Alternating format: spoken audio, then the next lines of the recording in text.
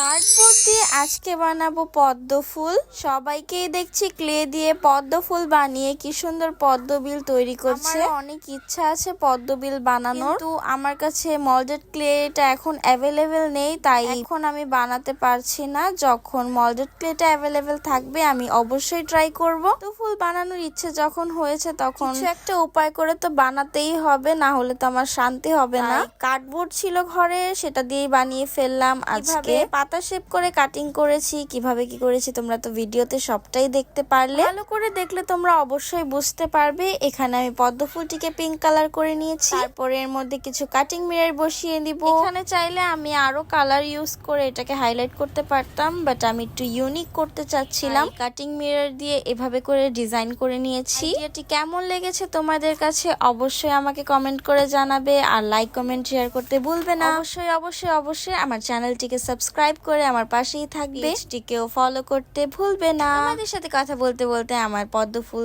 Ready হয়ে গেল। এটাকে স্টিক করার জন্য আমি চিকন করে কার্ডবোর্ড কেটে নিয়েছি, এটাকে কালার করে নিচ্ছি। এভাবে এটাকে স্টিক করছি, তোমরা ভিডিওতে